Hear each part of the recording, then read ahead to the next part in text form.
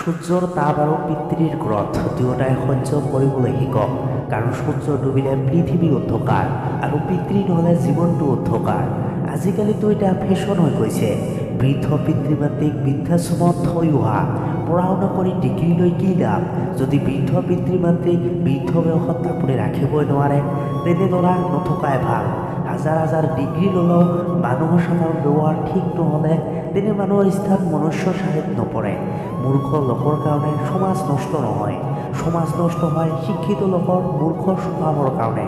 ব্যৱহাৰ এনেকুৱা এটা বস্তু যিটোৱে মুহূৰ্ততে পৰক আপন আৰু আপোনাক পৰ কৰিব পাৰে। পাপ শৰীৰৰ পৰা নহয়, মনৰ পৰাহে সৃষ্টি হয়। যিমানেই গংগা স্নান নকৰা কিয়, গংগাৰ পানীয়ে শৰীৰে পৰিষ্কাৰ কৰে, মানসিকতা নহয়। এই পৃথিৱীখনত কোনে কিমান দিন থাকিব? মৃত্যু হ'লে সকলোবোৰ পৰি ৰ'ব। স্মৰণলৈ আপোনাৰ লগত কোনো টকা পইচা নপঠিয়াই, গতিকে টকাক লৈ ইমান অহংকাৰ নকৰিব। টকাৰ আন এটা নাম হৈছে আশা, যি কেতিয়াও শেষ নহয়। আগতে যেতিয়া মানুহে মিছা কথা কৈছিল তেতিয়া মিডিয়াই সত্য কথাটোৰ সন্ধান কৰিছিল। এতিয়া মিডিয়াই মিছা কথা কয় আৰু মানুহে সত্যৰ সন্ধান কৰে।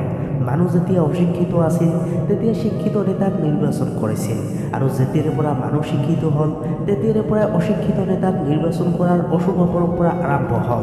শৰীৰ আৰু সম্পত্তিক লৈ কেতিয়াও অহংকাৰ নকৰিব। অসুস্থতা আৰু দৰিদ্ৰতা কেতিয়াও কাকো কৈ নাহে। সময় থাকোঁতেই অহংকাৰটো পতন কৰক। দুখীয়া হ'ল বুলিয়ে কাৰো লগত সম্বন্ধ নাভাগিব।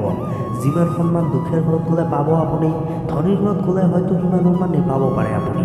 কাকো সৰু বুলি নাহাৰিব, কাৰণ ভৰিৰ তলত দৌৰিবলৈহে পূজাত লাগে, মূৰৰ ওপৰত থকা বৰগছ জোপা নহয়। আৰু এটা কথা, সৰু বুলি কাকো উপলুঙা নকৰিব, কাৰণ মাটিত পৰা চেনি পিঁপুৰাইহে উঠাব পাৰে, হাতীয়ে নোৱাৰে। ঠাণ্ডাৰ দিনত যি ৰ'দক মানুহে ভাল পায়, গৰম দিনত সেই ৰ'দকে মানুহে তিৰস্কাৰ কৰে।